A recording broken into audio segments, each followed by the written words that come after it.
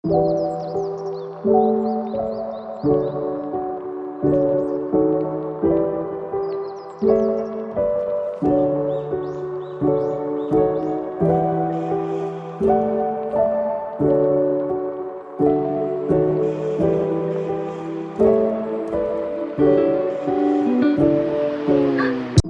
sahabat sehat, bagaimana kabarnya?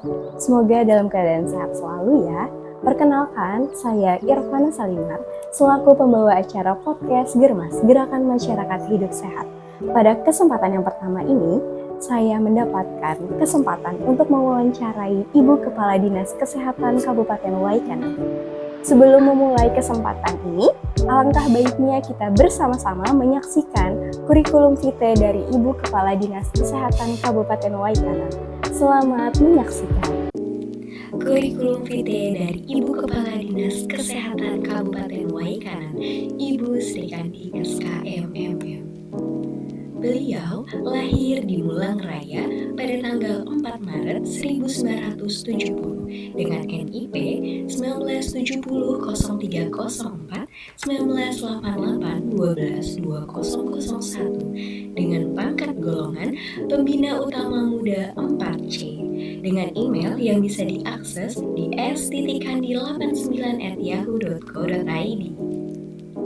Dengan riwayat jabatan, yang pertama, Kepala Subsi Rumah Sakit di Dinas Kesehatan, 2. Kepala Seksi Kesehatan Ibu dan Keluarga Berencana Dinas Kesehatan, 3. Kepala Seksi Pemeliharaan Kesga Dinas Kesehatan, 4. Kasubit Kespro Badan KBKS dan PP, 5. Kabit Farmasi dan Alkes Dinas Kesehatan, 6. Kabit P2PL Dinas Kesehatan, 7. Kabit Pengolahan Data Badan KBKS dan PP, 8. Kabit Medik di Rumah Sakit Umum Daerah Zainal Abidin Pagar Alam, 9. Sekretaris Dinas P3A P2KB, 10. Sekretaris Dinas Perpustakaan dan Kearsipan Daerah, 11. Sekretaris Dinas P3A P2KB, 12. Kepala Dinas Kesehatan Kabupaten Waikana dari tahun 2022 hingga saat ini.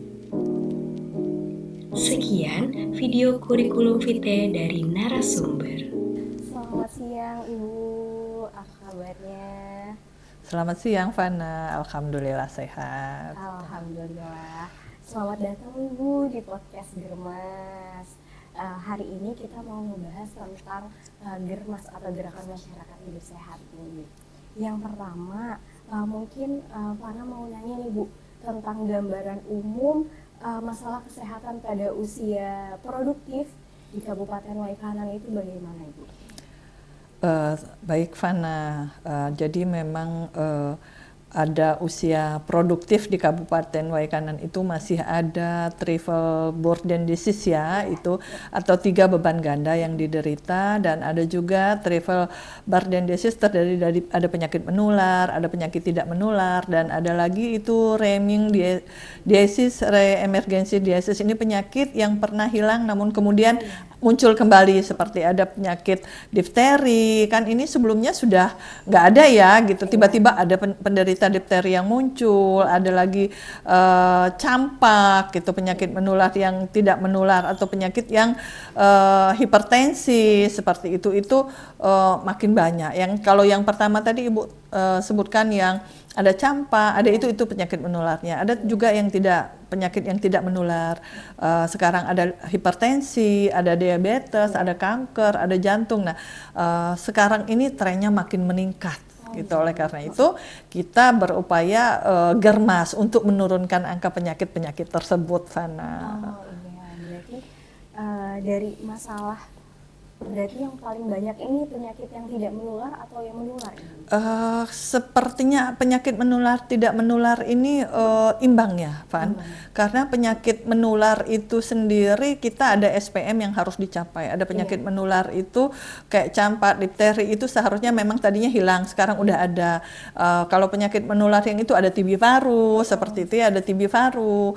Terus penyakit yang tidak menularnya itu sekarang untuk semakin meningkat sebenarnya. Untuk sekarang penyakit yang menular tidak hilang, tapi penyakit tidak menularnya makin meningkat seperti itu. Jadi kalau ditanya balance nggak balance ya tidak menular yang Tidak lebih tinggi menular. kalau sekarang ya, tapi tidak mengabaikan penyakit menular, karena kalau penyakit menular kita abaikan pasti penularannya juga cepat seperti itu. Iya, baik. Berarti didominasi penyakit tidak menular nih ya Ibu. Iya. Nah, kalau boleh tahu Ibu faktor dari penyakit tidak menular itu apa aja? Ibu? Faktor penyakit tidak gaya hidup mungkin ya, mulai Iya. dari kebiasaan merokok yang seperti Ibu bilang tadi, banyak penyakit jantung, TB, ada merokok, terus kerusakan pembuluh darah lainnya, aktivitas fisik mungkin ya yang kurang pada masyarakat, karena masyarakat banyaknya beranggapan dia gerak itu sudah berolahraga, dia tidak tahu berolahraga yang sehat seperti apa, dan juga asupan makanan yang kurang sehat, salah satunya juga ada minum alkohol mungkin ya, salah satunya di situ gitu. Jadi itu yang membuat pola penyakit tidak menular itu semakin meningkat. Oh, jadi kalau dari faktornya ini Bu, kira-kira ada yang bisa dicegah nggak? Sebenarnya penyakit tidak menular dan menular semua bisa dicegah. Artinya seperti ini, kalau penyakit menular mungkin ada seperti penderita TB paru, kita ambil contoh, dia juga harus kita sosialisasikan bagaimana pola hidup sehat, kalau keluar harus memakai masker, terus harus pengobatan rutin, kalau meludah jangan sembarangan, seperti itu juga kita bisa menghambat penularan. Tetapi penyakit tidak menular itu sangat berkaitan dengan germas tadi, Van. Sangat berkaitan, contohnya dia harus makan yang sehat, konsumsi makan sehat itu seperti apa, ada buah dan sayur ya, harus tidur yang cukup, harus olahraga, menghindari makanan-makanan yang mengandung minuman, bukan minuman yang mengandung alkohol seperti itu, Fana. Iya, benar. Oke. Berarti ada faktor yang bisa dicegah nih ya Bu? Iya, gaya hidup Gaya tadi, hidup tadi. menekan gaya hidup yang tadinya tidak pernah olahraga, kita ajak berolahraga minimal 30 menit seperti itu ya setiap harinya. Nah, kita sampaikan juga olahraga yang baik itu seperti apa, tidak harus mahal, tidak harus pergi kemana untuk berolahraga, tapi jalan pagi pun sudah sehat. Tapi dengan rutin ya, dengan konsumsi makan yang baik, tidak merokok, hindari minuman alkohol, makan buah dan sayur, itu akan menekan penyakit-penyakit tidak menular dan juga bisa menekan obesitas yang bisa menyebabkan seperti darah tinggi yang tadi Ibu sebutkan. Iya, berarti dari penyakit-penyakit ini bisa dicegah dengan germas ya Ibu? Iya, betul. Nah, jadi kan kalau tidak salah, germas ini dicanangkan oleh Kementerian Kesehatan. Iya, Republik betul, Indonesia. iya. Nah, kalau di Indonesia sendiri kan ada instruksi presiden Betul. ya Bu? Nomor 1 tahun 2017, betul. Nah, kalau di Waikanan sendiri, apakah sudah ada nih Bu peraturan yang mengatur tentang germas? Oh, ada, karena Bapak Bupati kita itu responsif banget terhadap kesehatan. Beliau itu responsif banget terhadap kesehatan. Sehingga dengan adanya peraturan yang tadi Kemenkes ditindaklanjuti oleh peraturan Bupati Waikana nomor 25 tahun 2019. Ini tentang pedoman pelaksanaan gerakan masyarakat hidup sehat di Kabupaten Waikana. Oke, berarti di kabupaten ini udah ada peraturannya sendiri. Siap, sudah ada, Fana. Bahkan beliau setiap turun ikut mensosialisasikan, dan apabila Dinas Kesehatan ada kunjungan yang melibatkan beliau, beliau juga ikut senam bersama, makan sehat bersama kepada sekolah, baik itu SMP maupun SMA. Oke.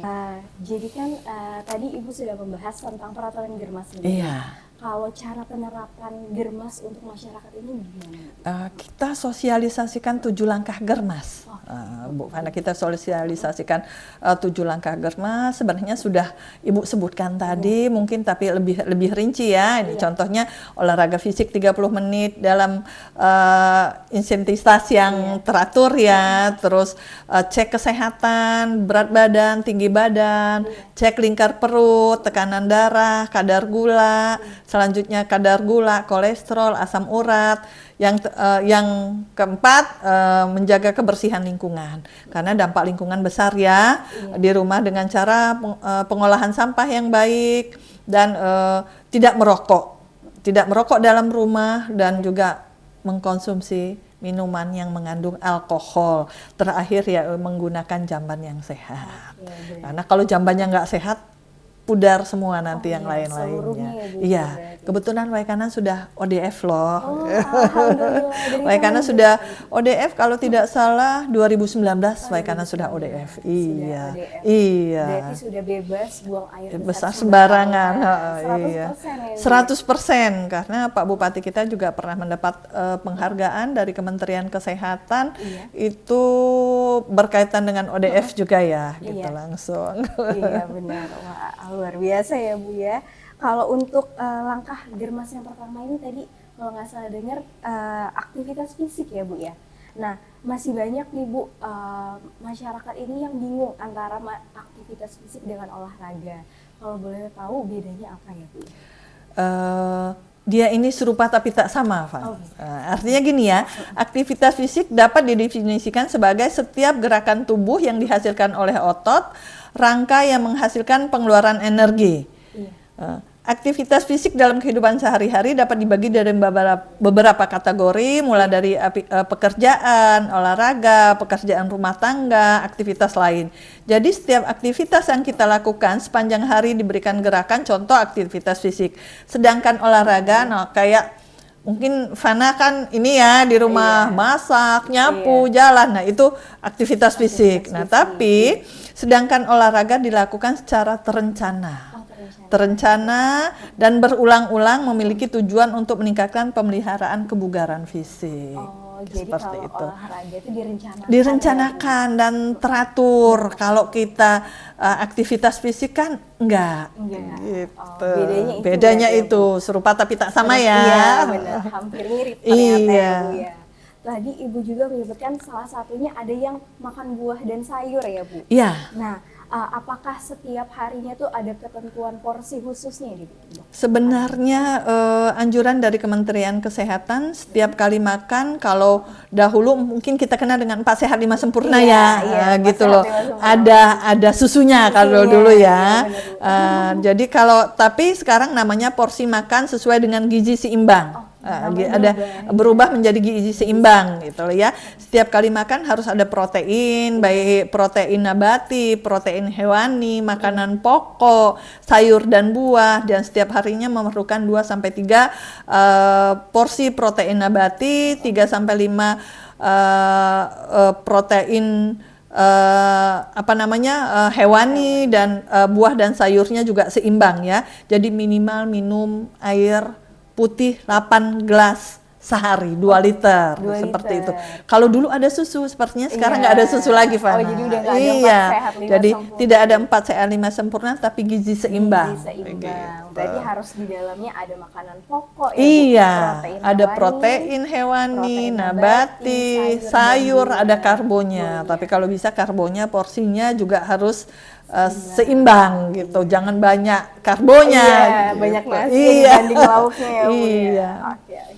Nah, terus untuk yang ketiga kalau nggak salah tadi ada cek kesehatan ya Bu. Iya. Sebaiknya itu berapa bulan sekali sih Bu? kalau cek Sebenarnya kesehatan? setiap bulan wajib dicek ya, wajibnya. setiap di bulan itu kalau disarankan cek minimal tensi lah ya tensi. gitu.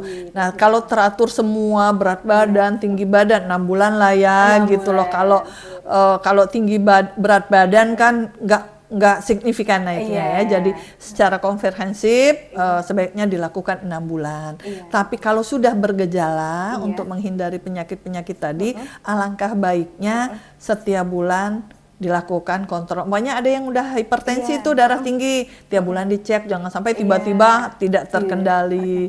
Gitu juga kencing manisnya, gitu juga kolesterolnya. Tapi kalau secara keseluruhan baik-baik saja, jangan juga mengabaikan baik-baik saja. Lebih baik mencegah daripada mengobati. Jadi 6 bulan kita kontrolkan kesehatan kita ke petugas kesehatan. Seperti itu, Berarti Fana. itu anjurannya ada kayak cek gula darah gitu Iya. ya, cek Kolesterol, asam urat, nah, itu yang sudah menderita sebaiknya setiap bulan. Setiap bulan. Tapi kalau yang belum sebaiknya 6 bulan 6 bulan sekali sekali. terkontrol. Harus Seperti terkontrol. itu.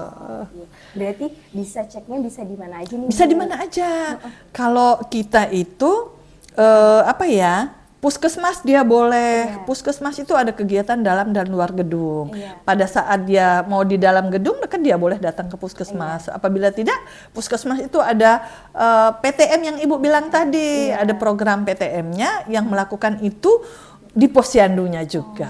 Berarti setiap posyandu ya. Iya, betul. Nah, selain itu kan tadi pada langkah Germas itu ada larangan merokok nih ya Bu.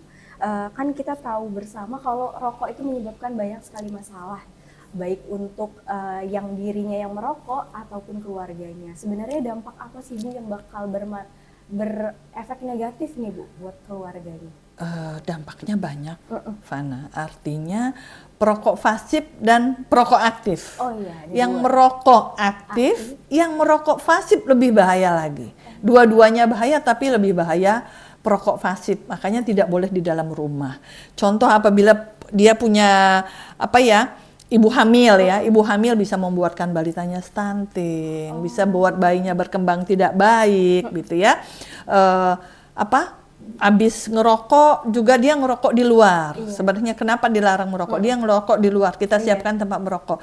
Nah, kalau bisa kita sampaikan juga pada saat setelah merokok jangan langsung ke dalam rumah tanpa cuci tangan, tanpa ganti baju, langsung yang punya bayi langsung menggendong bayinya. Nah, itu juga sangat riskan ya, Van, sangat riskan untuk kesehatan termasuk jantung, paru yang udah Ibu sebutkan di awal tadi.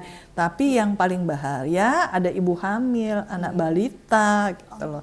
Selain yang penyakit menular dan tidak menular yang bisa disebabkan oleh merokok, perokok pasif itu juga pada ibu hamil bisa menyebabkan gangguan pertumbuhan pada janin. Oh, berarti sebaiknya kalau habis merokok dari luar, masuk ke dalam rumah itu ganti pakaian atau bagaimana? Iya, kalau bisa mandi mungkin ya, mandi mungkin ya, sehingga bau asap rokok, terpapar asap rokok, itu juga hilang seperti itu karena pengaruh asap rokok itu kan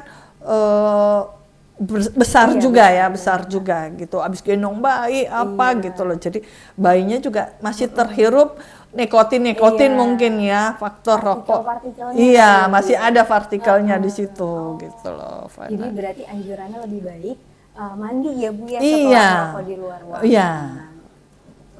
Berarti sama berbahayanya antara perokok pasif dan perokok aktif. Sama ya Bu. Sebenarnya kalau beberapa kali Ibu lihat juga perokok pasif itu lebih berbahaya daripada perokok aktif. Oh, berarti Karena lebih kan banyak kasusnya. iya, karena dia merokok, dia hisap, dia hembuskan lagi, hembusan itu udah diolah keluar beracun, dihirup lagi oleh yang tidak merokok. Jadi lebih berbahaya yang menghirup asap. Iya. Sama-sama bahaya lah kali ya. Bahaya, iya benar, sama-sama. Berarti mungkin masyarakat bisa mengatasinya, mencegahnya Iya, ya, Bu, betul. ya. Sebenarnya nih Bu, untuk perokok berat, apakah ada kemungkinan dia bisa keluar dari kebiasaan merokok ini gitu Bu? Pasti ada, tinggal niat. Tinggal niat. Iya, alasannya kalau tidak merokok ngantuk, mungkin banyak. diganti aktivitasnya. Kalau tidak merokok mulutnya asam, mungkin bisa makan permen. Aktivitas ngerokoknya sambil melamun mungkin menjadi aktivitas gemar membaca gitu ya. Dialihkan kebiasaan-kebiasaan itu, dialihkan yang negatif menjadi yang positif, tinggal saja punya niat tidak. Tapi kalau si pelaku perokok punya niat, pasti bisa. Pasti bisa. Artinya memang tidak bisa langsung diputus ya, karena katanya Ibu nggak merokok sih ya. Jadi kalau Ibu suka tanya ya kepada perokok itu, apa sih nikmatnya kata Ibu. Mereka bilang pada saat merokok itu akan timbul aspirasi katanya. Inspirasi baru akan muncul gitu. Dapat ide-ide. Nah, itu juga yang Ibu kolerasinya kurang nyambung. Kenapa ya sambil merokok dapat inspirasi? Apa karena sambil melamun? Kalau enggak ya sambil mungkin kegiatan apalah yang bisa dialihkan untuk melamunnya sambil merokok itu, melamun sambil nonton atau apa gitu, pasti bisa. Tinggal si pelaku perokok punya komitmen yang jelas, saya siap berhenti merokok, cari alihkan yang negatif menjadi yang positif, pasti bisa. Pasti bisa ya. Iya. Mungkin selain dari niat, apa nih Bu kira-kira apakah dorongan dari orang terdekat, misalnya temannya ngerokok, dia ikut ngerokok juga, atau harus dari keluarganya sendiri ini Bu? Nia? Semua sepertinya, Fana. Semua Semuanya sepertinya. harus Tapi mendukung ya, terutama orang dekat. Oh, terutama. Orang dekat Iya. ya. Ya itu dicari aktivitas yang bisa mengalihkan.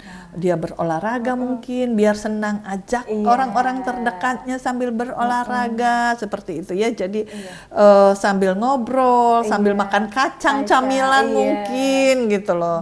Tinggal kembali lagi faktor terkuat pasti Iya. dari diri sendiri, didukung oleh keluarga dekat. Gitu loh, keluarga dekat.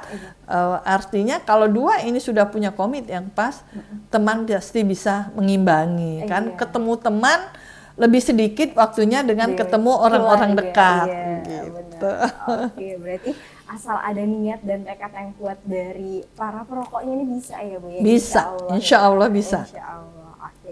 Nah, mungkin kita lanjut nih Bu, berarti bisa dicegah sedini mungkin. Kalau terkait menjaga kebersihan lingkungan nih Bu, kalau boleh tahu kegiatan apa saja yang sudah dilakukan di Dinas Kesehatan ini terkait kebersihan lingkungan? Kita setiap hari Jumat itu melakukan Jumat bersih. Kita mulai dari kita mulai dari kita, mencontohkan kita, baru kita mengajak masyarakat. Karena kita orang kesehatan, kita tunjukkan kita ada Jumat bersih, kita juga ada petugas-petugas yang sepertinya turun ke lapangannya, mengajak masyarakat untuk pemberantasan jentik itu sambil menutup-nutup kaleng yang berantakan ditaruh-taruh. Nah itu juga nanti akan ada dampaknya ke situ gitu ya, untuk mencegah penyakit-penyakit kalau kayak DBD mungkin ya yang menularnya itu DBD itu menular sekali, Fana. Kalau satu sudah kena, dia akan bisa kena yang lain ke sekitar tetangganya. Nah itu jadi kita mulai dengan diri kita sendiri, kita melakukan Jumat bersih, baik itu di jajaran dinas kesehatan di puskesmas maupun kita di dinas kesehatan. Iya. Jumat bersih nih ya Bu ya? Iya. Berarti pembersihannya sekeliling kantor atau di dalam kantor atau di sekeliling kantor ya, pasti di sekeliling kantor. Nanti kalau kita merambah ke tempat lain, disangkanya kita bukan petugas kesehatan, nanti disangkanya kita petugas kebersihan. Iya benar. Iya, jadi mungkin juga seperti kan kita di lingkungan hidup juga ya, Kabupaten Waikanan kan juga udah dapat adipura ya. Kalau kebersihan kantor Waikanan gak perlu diragukan lagi, Fana, karena Waikanan sudah mendapat adipura dan setiap Jumat bukan hanya dinas kesehatan tapi seluruh lingkungan kantor Pemda di dinas kesehatan masing-masing satker itu melakukan Jumat bersih, pengolahan sampah gitu ya, ada bank sampahnya yang bisa diolah dari sampah menjadi pupuk seperti itu, Fana. Berarti udah banyak nih ya Bu kegiatan untuk menjaga lingkungan. Iya, Ya, Bu, betul. ya. Nah untuk ini kan tadi di lingkungan dinas kesehatan Ibu. Kalau untuk mensosialisasikan Germas sendiri di masyarakat luas itu seperti apa ya Bu cara yang digunakan oleh dinas? Kita kan ada promosi kesehatan, baik itu di dinas kesehatan mau di puskesmas. Nah, di dinas kesehatan kita ada leaflet, kita ada spanduk ya gitu. Itu salah satu metode kita sosialisasi tentang Germas. Tapi yang nggak kalah pentingnya kita juga ke sekolah seperti itu. Kita ke sekolah, kita mengumpulkan di masyarakat juga gitu loh. Di masyarakat pada saat ada kegiatan yang memang bisa kita masukkan untuk memberikan penyuluhan Germas, kita masukkan penyuluhan di situ. Tapi ke sekolah, maksudnya perkumpulan orang-orang yang bisa kita mensosialisasikan itu di luar kita punya promosi kesehatan sendiri di dinas kesehatan, kita halu-halu juga seperti itu, tapi kita juga ada baliho, spanduk dan lain-lainnya, Fana. Berarti sudah gencar ya Bu? Iya, insya Allah. Iya. Semoga masyarakat bisa menerapkannya. Amin. Kalau untuk kegiatan Germas nih Bu di bulan-bulan kemarin, kira-kira apa saja ya Bu ya kegiatan yang sudah dilakukan sama dinas? Sama dinas kita yaitu kita periksa kesehatan, kita melakukan periksa kesehatan lingkungan ASN di Pemda seperti itu ya, kita melakukan itu, terus kita senam bersama hari Jumat itu ya, kita juga lakukan makan buah bersama pada event-event tertentu seperti itu ya, dan di tempat-tempat tertentu juga memang kita sudah buat ada ya keterangan contoh di Dinas Kesehatan ada dilarang merokok seperti itu ya. Itu juga kita ada tempat-tempat tertentu yang memang kita sudah sosialisasikan tidak diperbolehkan merokok. Tapi kalau senam bersama, makan sayur seperti itu kita sering lakukan, Fana. Jadi udah banyak digalakan tentang germas. Iya, Fana. Nah, mungkin kita udah masuk di sesi terakhir nih. Oh, Ibu. siap. Mungkin adakah pesan-pesan khusus dari Ibu Kepala Dinas Kesehatan, Ibu Sri Kandi SKMNM tentang germas untuk masyarakat? Saya selaku Kepala Dinas Kesehatan sih pastinya dengan jajaran dinas ya, dengan tim Dinas Kesehatan itu mengajak masyarakat untuk selalu hidup sehat, untuk selalu menjaga kesehatannya karena kesehatan itu mahal, lebih baik mencegah daripada mengobati. Seperti itu. Jadi saya berharap Dinas Kesehatan ke depan tidak hanya terfokus kepada penyakit-penyakit yang menular, tidak menular, tapi lebih fokus kepada bagaimana cara mencegah, menjaga kesehatan, bagaimana cara hidup sehat, tapi tidak mengenyampingkan yang tadi, sehingga penyakit yang tadi menular tidak menular bisa kita tekan, gitu. Jadi kita sama-sama membangun Waikanan untuk selalu hidup bersih dan sehat.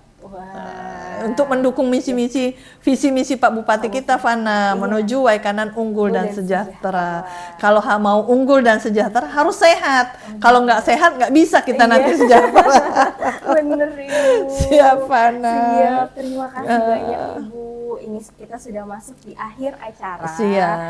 Semoga kedepannya germas di Kabupaten Waikanan ini bisa diterapkan oleh baik sama masyarakat ya Ibu. Iya, ya? pastinya. Amin. Dan semoga apa yang telah Ibu sampaikan, terima kasih banyak atas waktunya Ibu. Sama-sama, Fana. Sukses juga untuk Fana. Iya, amin.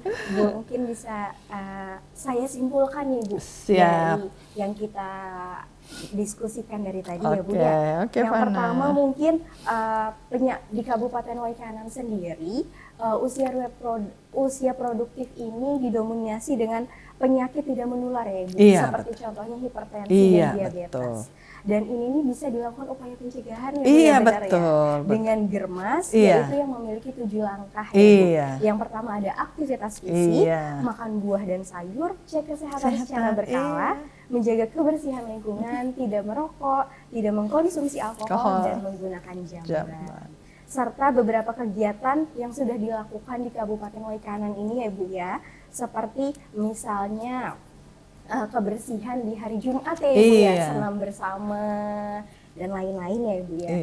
Mungkin sekian sesi wawancara mengenai podcast Germas di Kabupaten Waikanan Ibu. Semoga apa yang telah disampaikan oleh Ibu dapat diterima baik oleh masyarakat. Amin. Dan terima kasih banyak sekali lagi kepada masyarakat yang telah menonton video podcast ini.